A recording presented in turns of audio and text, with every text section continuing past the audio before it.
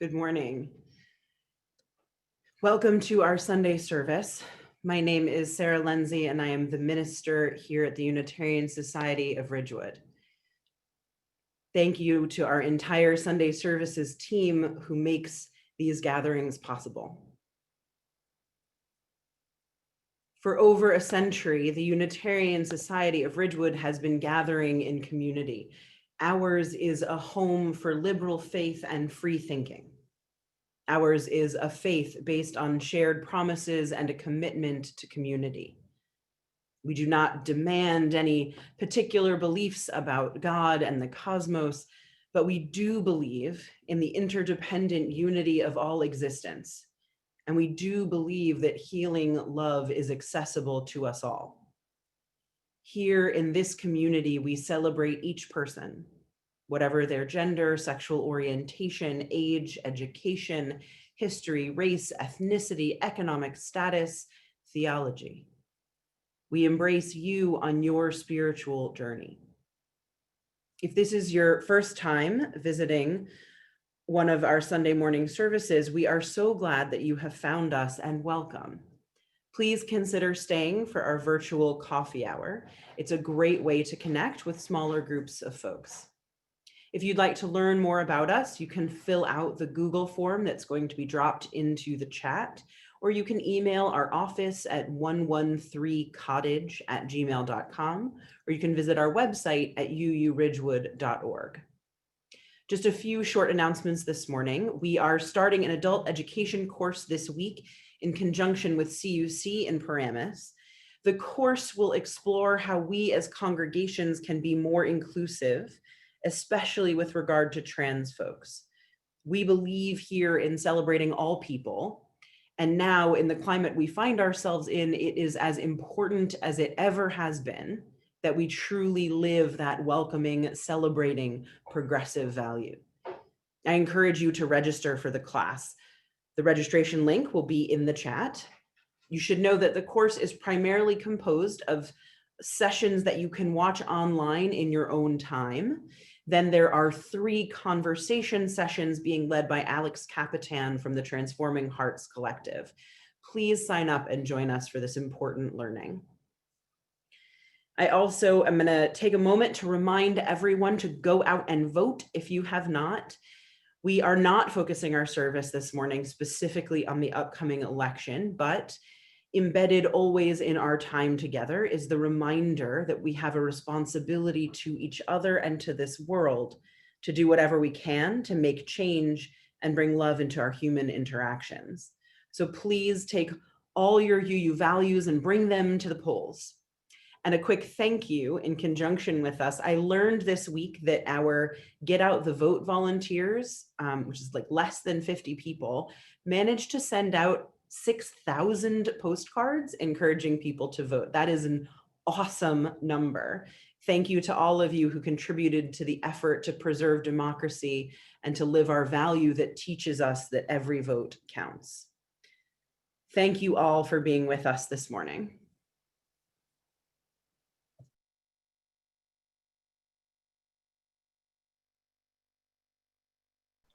Hi, I'm Dawn. I'm Charlie. I'm Alice. We light this chalice for the light of truth, the warmth of love, and the energy of action as we gather together in the circle of community.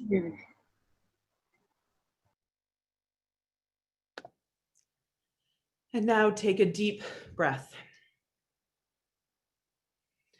On this day when we come together to honor the dead, listen now deeply for the sounds of the living. Listen for your own breath, the breath of beloved beings in your space. Listen for my breath.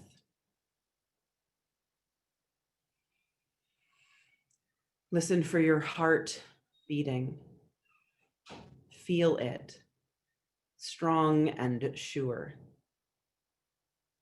It is strong enough, I promise, to be present with us this morning, broken, whole, perfectly imperfect. Breathe slowly, deep into your heart, and listen.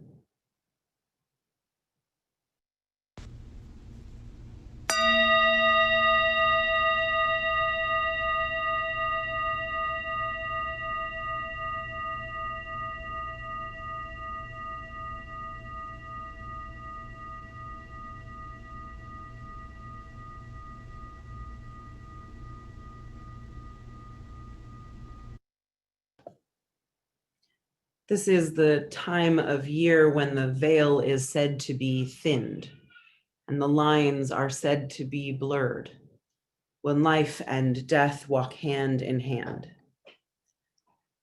Last night, identities obscured by costumes, we were all simply human, searching for joy, a little fear, and a lot of candy. Halloween allows demons to appear, ghosts to come alive, princesses and fairies and superheroes to walk the streets of our towns. We learn from our fear and from our searching. We learn who we are and who we are not. We experiment and we play, and perhaps our costumes allow us to become ourselves. Or perhaps we know that we can take our costume off and come back to ourselves.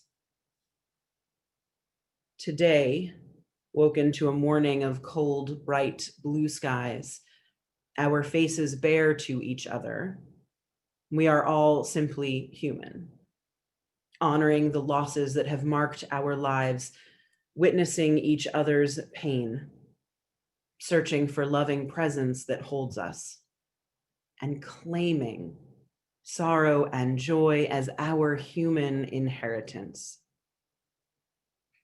We learn from our grief and from our searching. We remember where we have come from and we dream of where we are going. We weep and we smile and we know that we can cry and laugh and be our whole selves. This is the time of year when the veil is said to be thinned and the lines are said to be blurred. When we remember that always life and death walk hand in hand. Your tears are safe here. Your laughter is music here. Your memories are wanted here. Your love is alive here. Breathe and be here now, gathered to remember in beloved community.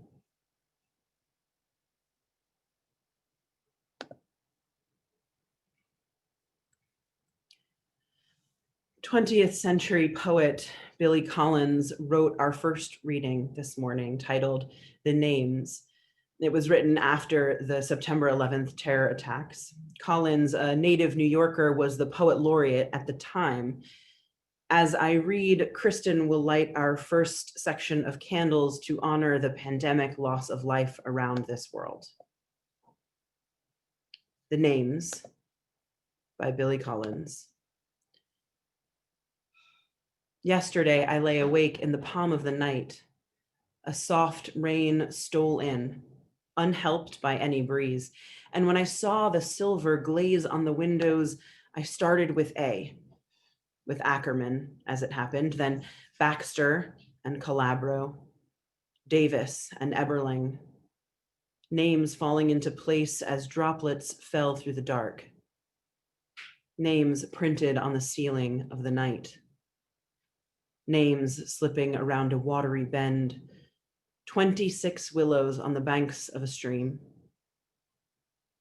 In the morning, I walked out barefoot among thousands of flowers, heavy with dew like the eyes of tears, and each had a name. Fiore inscribed on a yellow petal, then Gonzalez and Hahn, Ishikawa and Jenkins. Names written in the air and stitched into the cloth of the day. A name under a photograph taped to a mailbox, monogram on a torn shirt. I see you spelled out on storefront windows and on the bright, unfurled awnings of this city. I say the syllables as I turn a corner. Kelly and Lee, Medina, Nardella and O'Connor. When I peer into the woods, I see a thick tangle where letters are hidden as in a puzzle concocted for children. Parker and Quigley in the twigs of an ash. Rizzo, Schubert, Torres, and Upton. Secrets in the boughs of an ancient maple, names written in the pale sky, names rising in the updraft amid buildings, names silent in stone or cried out behind a door. Names blown over the earth and out to sea. In the evening, weakening light, the last swallows. A boy on a lake lifts his oars. A woman by a window puts a match to a candle, and the names are outlined on the rose clouds. Vanacore and Wallace. Let the X stand if it can for the ones unfound. Then Young and Zeminski, the final jolt of Z. Names etched on the head of a pin. One name spanning a bridge, another undergoing a tunnel. A blue name needled into the skin. Names of citizens, workers, mothers and fathers, the bright-eyed daughter, the quick son. Alphabet of names in a green field. Names in the small tracks of birds. Names lifted from a hat or balanced on the tip of the tongue. Names wheeled into the dim warehouse of memory. So many names. There's barely room on the walls of the heart.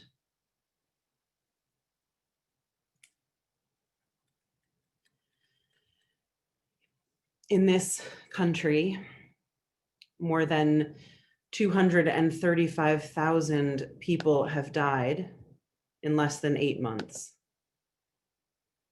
And across our shared earth, over 1.2 million people are dead. These numbers are so high as to almost be incomprehensible to us. I had to contextualize it for myself. That is almost 3 Giants stadiums filled to capacity, dead here in this country. And that is almost the equivalent of the entire population of Dallas, Texas, dead across the earth. It is staggering. All over this globe, generations affected by loss, elders and children and everyone in between. So many lost to this moment. It's heartbreaking. If we let those numbers settle in our beings, we cannot help but ache. There is barely room on the walls of the heart. It can be so hard to hold the pain of something so vast.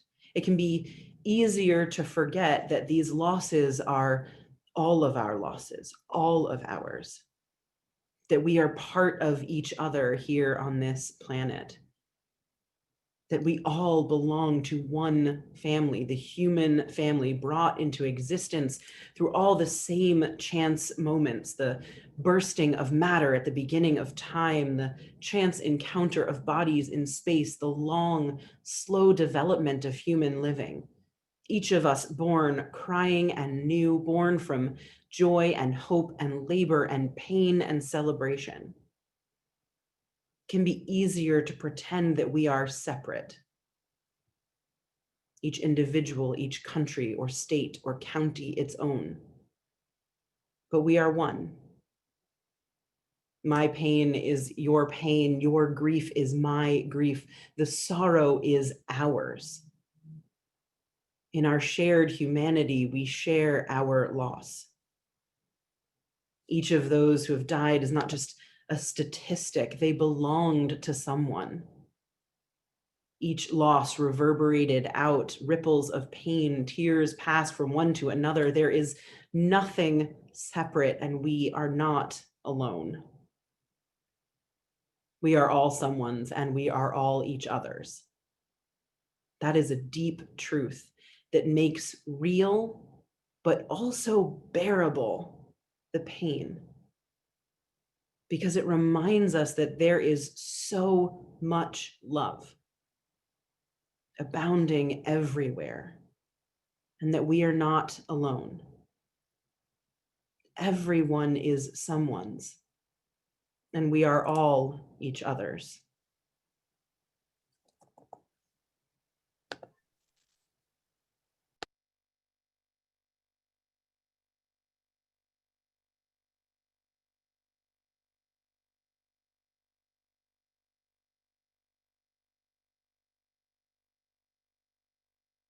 Oh, good morning. I'm in a different spot than I thought I was.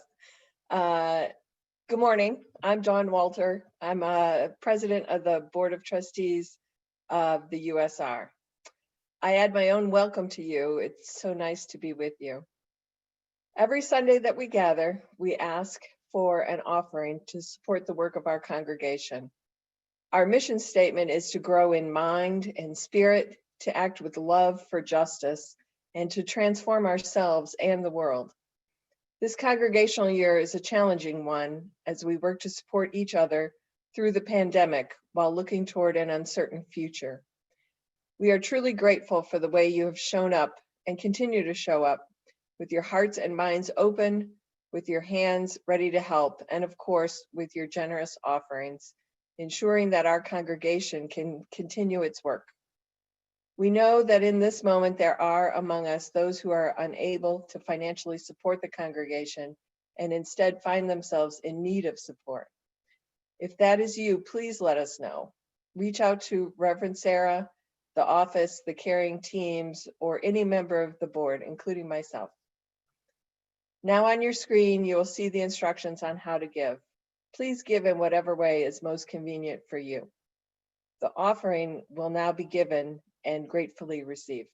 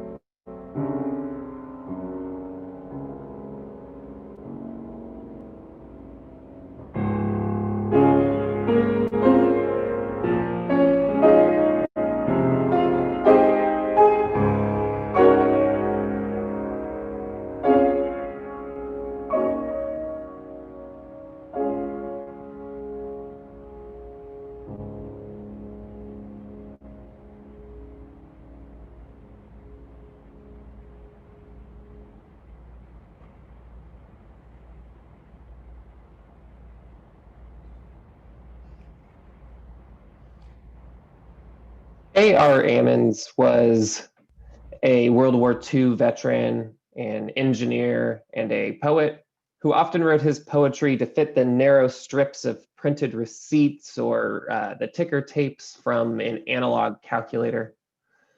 As I read our second reading this morning, Kristen will light our candles to honor the loss of members and friends of our congregation over this past year. In view of the fact, the people of my time are passing away. My wife is baking for a funeral, a 60-year-old who died suddenly when the phone rings, and it's Ruth we care so much about in intensive care. It was once weddings that came so thick and fast, and then first babies, such a hullabaloo. Now it's this, that, and the other, and somebody else gone or on the brink. Well, we never thought we would live forever, although we did. And now it looks like some of us won't. Some of us are losing a leg to diabetes. Some don't know what they went downstairs for. Some know that a hired, watchful person is around. Some like to touch the cane tip into something steady. So nice. We have already lost so many. Brushed the loss of ourselves. Our address books for so long a slow scramble now are palimpsests, scribbles and scratches. Our index cards for Christmases, birthdays, Halloweens drop clean away into sympathies. At the same time, we are getting used to so many leaving. We are hanging on with a grip to the ones left. We are not giving up on the congestive heart failures or brain tumors, on the nice old men left in empty houses, or on the widows who decide to travel a lot. We think the sun may shine someday when we'll drink wine together and think of what used to be. Until we die, we will remember every single thing, recall every word, love every loss. Then we will, as we must, leave it to others to love, love that can grow brighter and deeper till the very end, gaining strength and getting more precious all the way.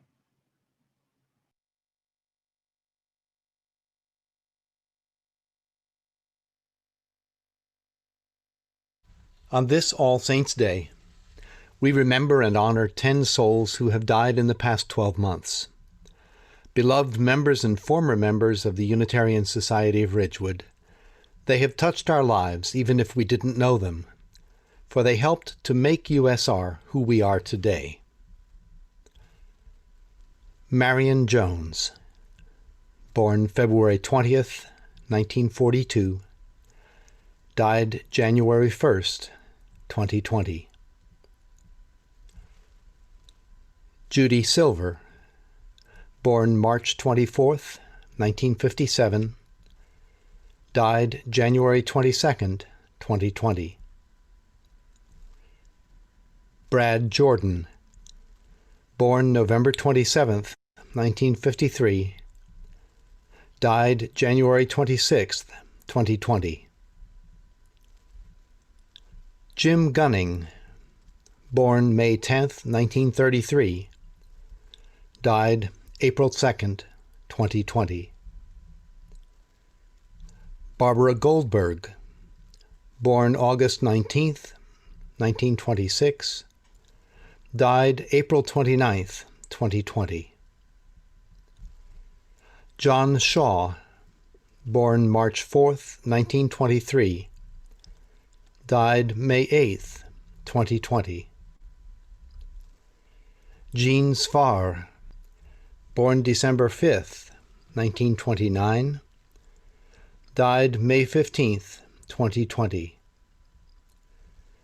Jane Chenoweth, born April 12, 1935, died August 2nd, 2020. June Regal, born June 10th, 1924, died August 21st, 2020. Rosemarie Schutt, born November 5th, 1933, died August 28th, 2020. May their memory be a blessing.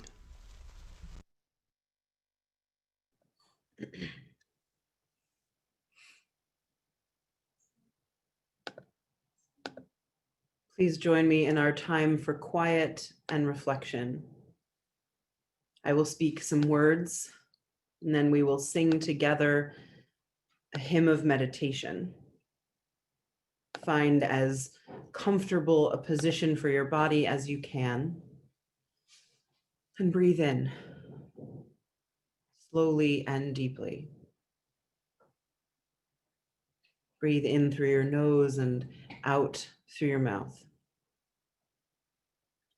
Roll your shoulders back. Unclench your jaw.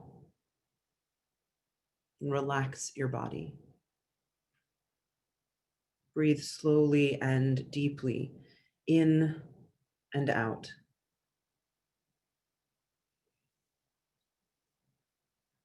We move through seasons of living marked by moments of sharing, births, weddings, deaths. We form communities that hold us, partners, families, friends, congregations, communities that hold us through all those seasons, filled with people whose lives become interwoven with ours. Aware as we are that life and death move through each moment with us, we are grateful for the people and communities that offer us space to cry and to laugh, to share and to remember. As we take a deep breath, we give thanks for the ancestors of generations who have built a haven for the truth and depth of our living. We give thanks for those beloved members of our community, those known and unknown to us, who have gifted us with this home of faith and love. We give thanks for the communities that today, in these times of uncertainty and grief and challenge, help us to seek joy and to celebrate life. Take a deep breath. Stay, if you wish, in the space of quiet, or join us in singing our hymn of meditation.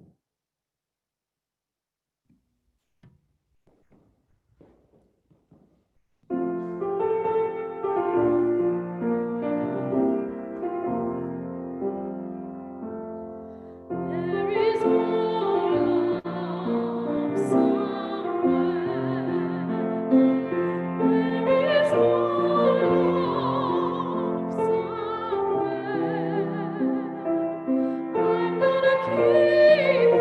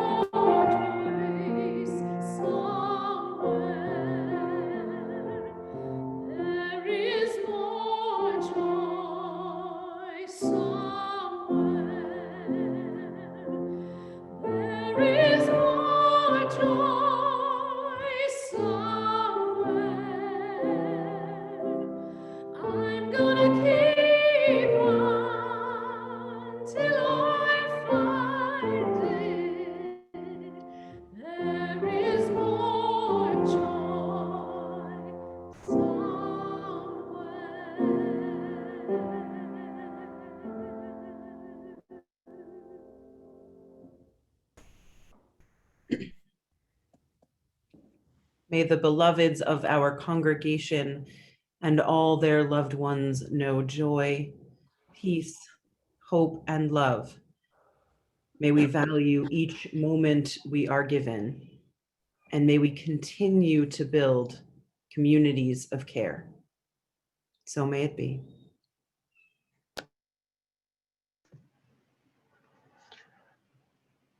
The house I grew up in was haunted. It was not haunted with the types of ghouls or ghosts that we use to frighten and inspire children during Halloween, but by the ghosts of grief and the trauma of sudden death.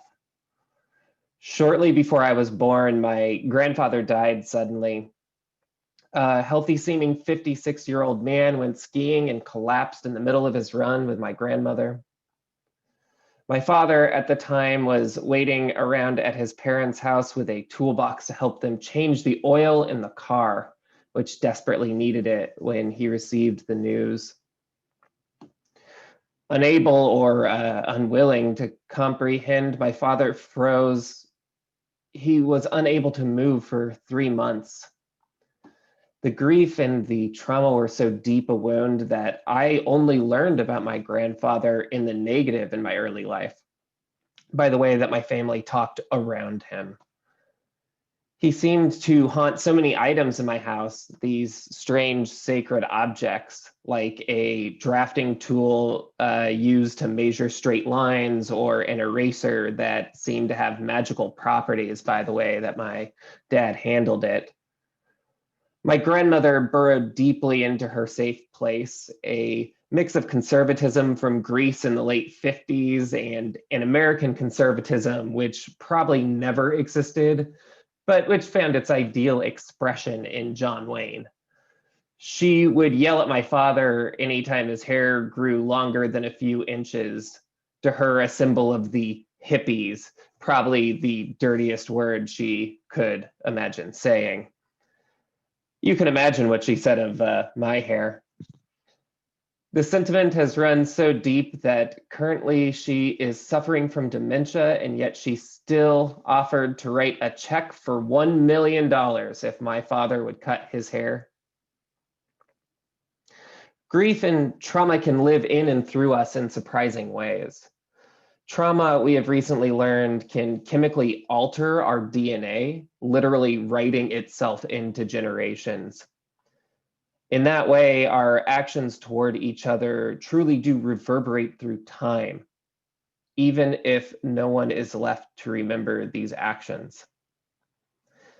It makes us wonder what effect our nation's history has had on those who have suffered years of slavery or forced migration and genocide or mass incarceration and mass poverty.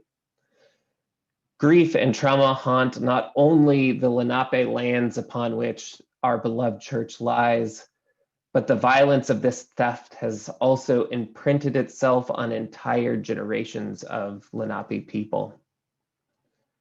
Inflicting violence on another person or witnessing it happening is itself another type of trauma, and this too changes our DNA.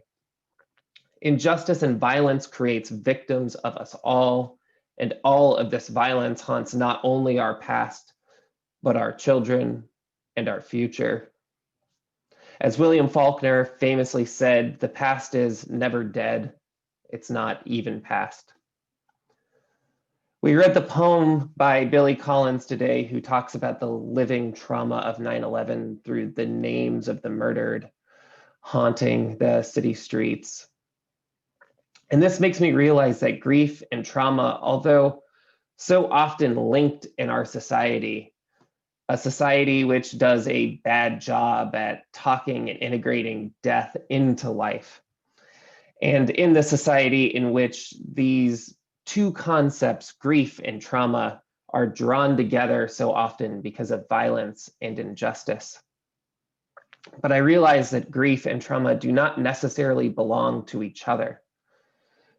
Trauma comes from a Greek word meaning a wound, a gash, a defeat. To conflate the grief of death of a loved one with a trauma is to say that our world is made to wound us, that injustice is the price of life. And generally speaking, it is a call to make us feel hopeless in our living. Trauma does not have to be a part of life. Grief comes from a Latin word that means weighty, heavy. It's the same root as the word gravity. And as gravity is to physical weight, so is grief to emotional weight. Gravity at times can be crushing. It can cause something heavier placed atop something lighter to sink into the ground. Gravity can crush us. But gravity is also what keeps us here on Earth. It is what makes us have a meaningful connection with the ground. Gravity is literally what holds us all together. Grief is a part of life. Grief is an emotional weight that can feel like it is crushing us, but it is also the weight that we all bear because we make meaningful connections with each other. Grief is an emotion that we do not solicit, but which keeps us all together in meaning. Grief without trauma is a gift. After my grandfather died, Yasin, that's my dad, made a friend who became like a surrogate parent or spiritual leader, an Irishman named Mike. And Mike learned that my father was grieving, and he took him to one of the few real Irish bars in Colorado and forced him to celebrate his father's life. Because of the grief and trauma of that death, Yasin was unable to fully appreciate the gesture. Mike became a legendary figure for me growing up. We would learn of his exploits almost like the Romans would receive letters of Julius Caesar's campaigns in the north. With awe and anticipation, we would wait for the next chapter in a serialized drama. And he was there for my dad as an adopted father and a spiritual guide through heartaches of divorce and aging. He would drop in at just the right time and buoy Yasin's spirit with emotion and life. We just celebrated my father's birthday on Halloween, and every year since they met, Mike would send him a funeral wreath. This year was the first time that my father did not receive his wreath, Mike having died earlier this year. And Yasin flew out to Florida, where he met the Irish family. And true to form, the funeral was a party to celebrate the life of Mike. And as before, Yasin was so lost in grief, he could not appreciate the party. All of the feelings, the trauma of losing his father, returned to him as he carried Mike's ashes from the party. The weight of death resting heavily in an oak box.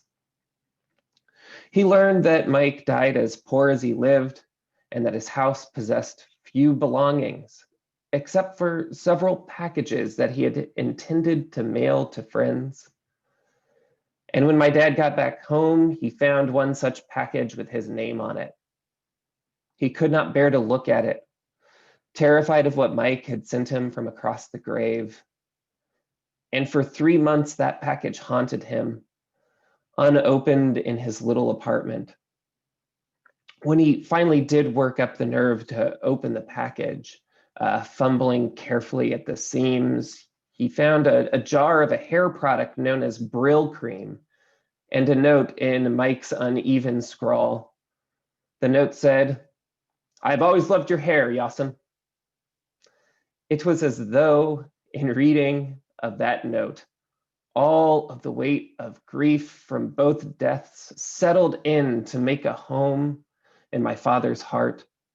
The grief integrated into the humor and warming love of a friend who died as he lived. The grief became a party celebrating life.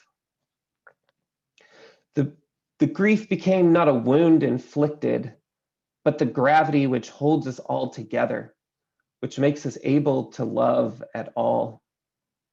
And in that gift, Micah gave him the grief without trauma. Would we all be so lucky?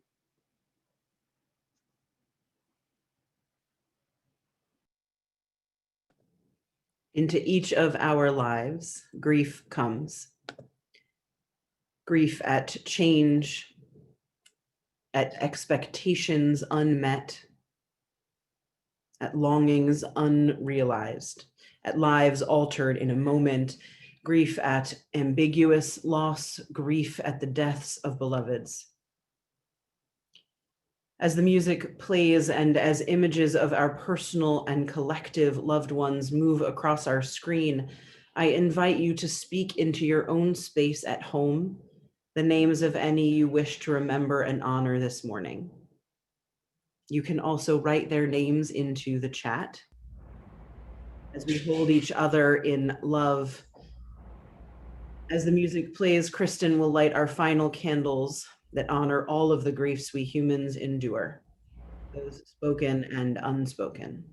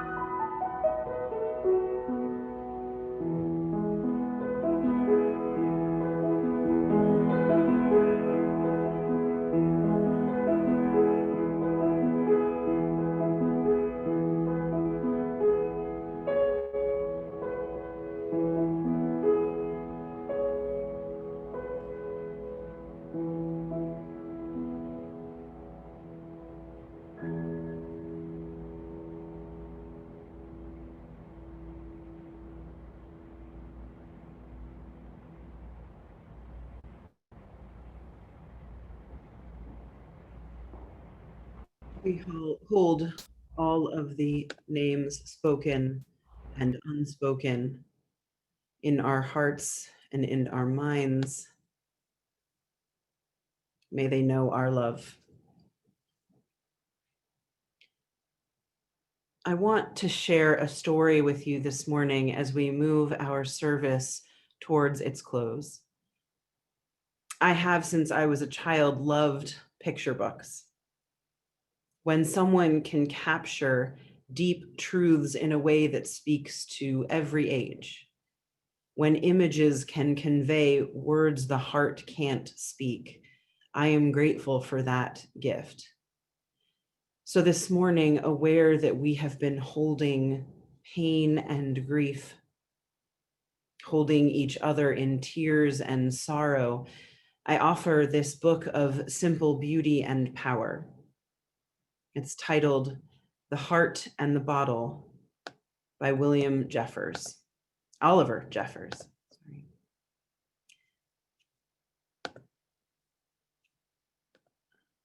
Once there was a girl, much like any other, whose head was filled with all the curiosities of the world, with thoughts of the stars, with wonder at the sea. She took delight in finding new things until the day she found an empty chair.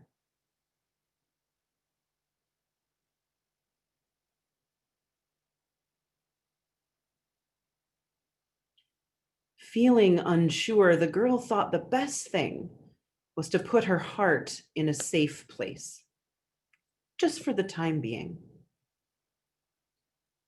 So she put it in a bottle and hung it around her neck. And that seemed to fix things at first. Although in truth, nothing was the same. She forgot about the stars and stopped taking notice of the sea. She was no longer filled with all the curiosities of the world and didn't take much notice of anything other than how heavy and awkward the bottle had become. But at least her heart was safe.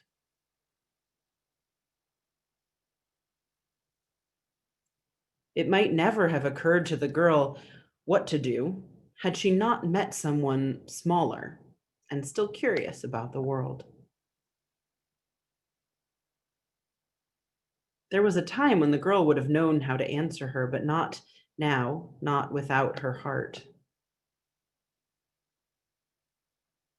And it was right at that moment she decided to get it back out of the bottle. But she didn't know how. She couldn't remember. And nothing seemed to work.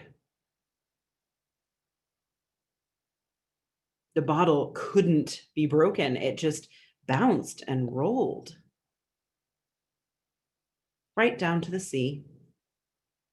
But there, it occurred to someone smaller and still curious about the world that she might know a way.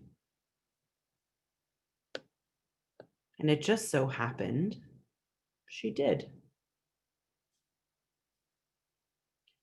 The heart was put back where it came from. And the chair wasn't empty anymore. But the bottle was.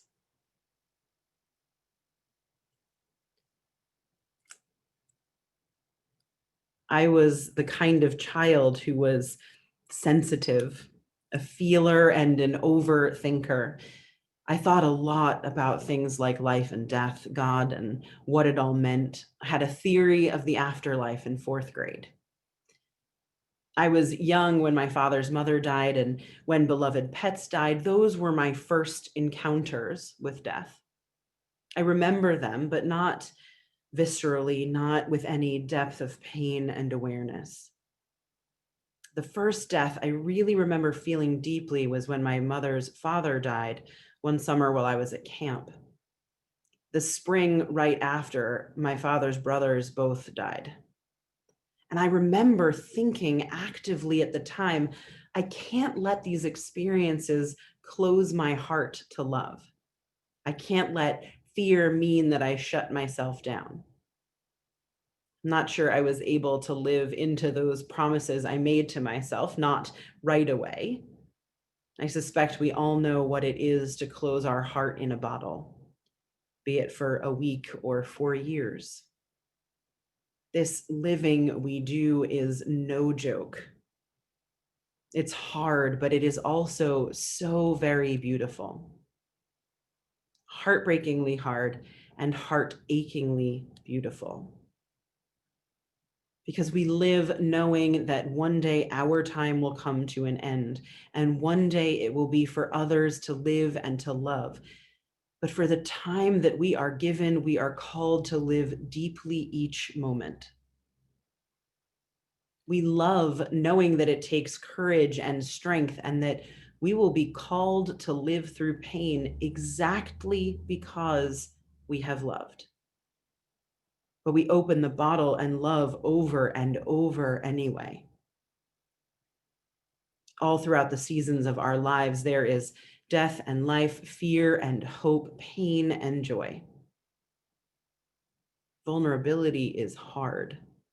Giving our heart over and over to ourselves, to each other, to this vast world, it takes work and it is hard. But it is so very much worth it. Because only then can we know love. Only then can we live fully. We live knowing that love is real and woven through all the seasons of our lives. We live knowing that we are called to love truly with each and every moment we are given. And today we give thanks for those who remind us, even in our sorrow, that love is stronger than fear, stronger than pain, stronger than death. Please join us in our closing hymn, Love Will Guide Us.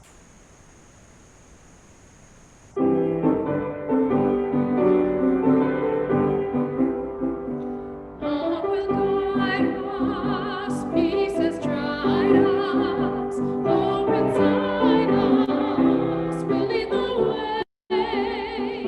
On the road from greed to giving, love will guide us through the hard mind.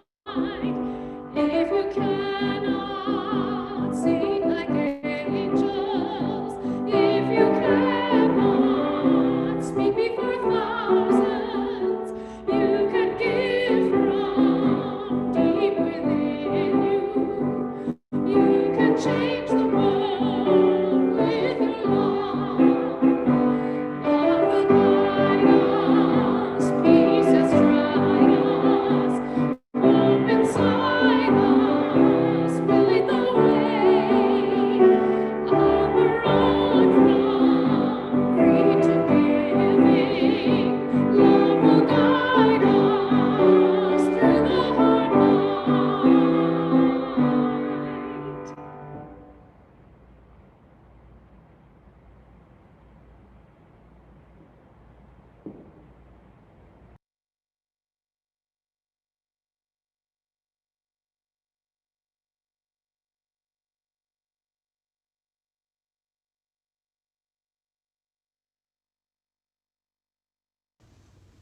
Please join us in the words for extinguishing the chalice. They can be found on your screen. We extinguish the flame, but may the light of truth, the warmth of love, and the energy of action burn bright in our hearts until we are together again.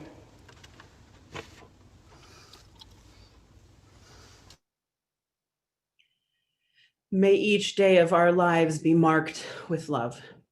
May we give our hearts freely and openly, and may we know grief as a sign of the wholeness of our living. So may it be.